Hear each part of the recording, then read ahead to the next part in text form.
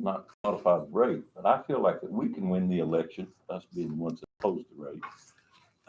So we're gonna have to have a activate, we're gonna have to motivate our voter base to get a turnout on this thing.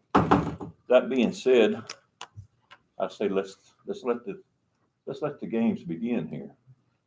What we have today in our budget and with this price of this rate increase is Scurry County does not have a revenue income problem.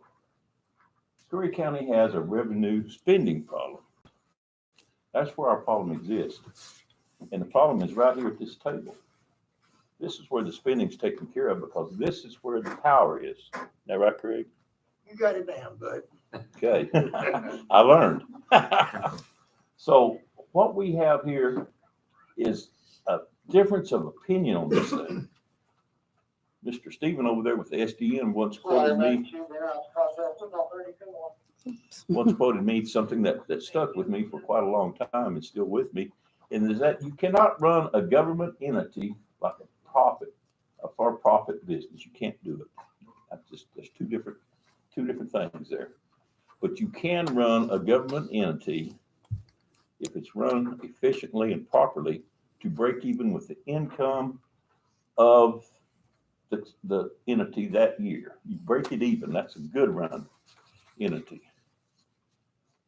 One rule that does apply to not only government entities but also to for-profit companies is if you bankrupt, you don't pass out raises. Bottom line, period. And so with that being said, Thank you, Mr. Hurd. thank you, sir. Oh, I'm sorry.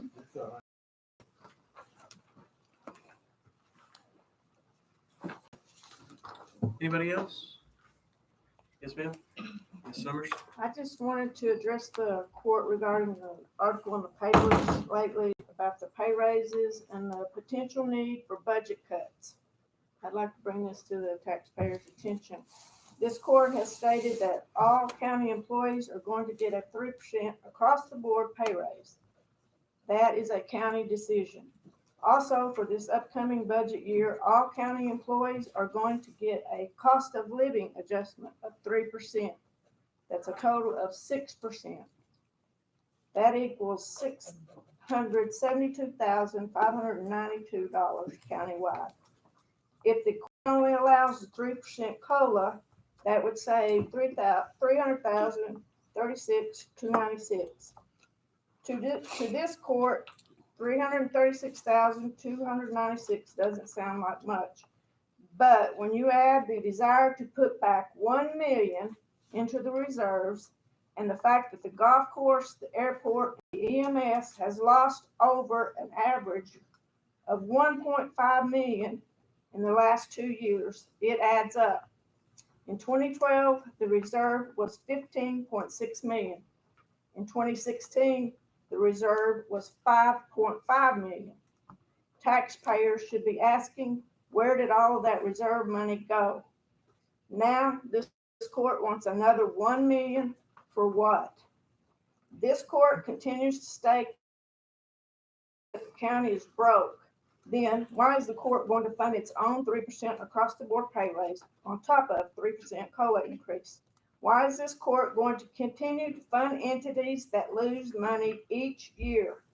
When is this court going to step up, make a budget that is realistic, and then stick to the budget? If there are 3 county funded entities that continually lose money, then it should be the court's responsibility to fix that and to stop asking for more taxpayer money to fund them. Thank you. Thank you, Ms. Summers. Are there any other comments?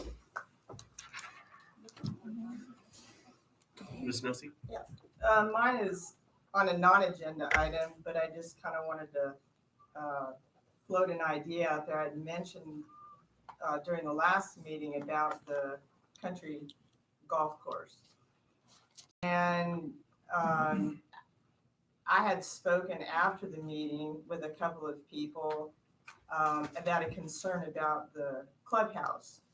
I know there's an issue with black mold. But in talking with some people, they feel that that clubhouse, well, and the golf course as well, is a quality of life service, having a golf course. But several people have a concern about tearing down the clubhouse. They feel like a better option might be to try to sell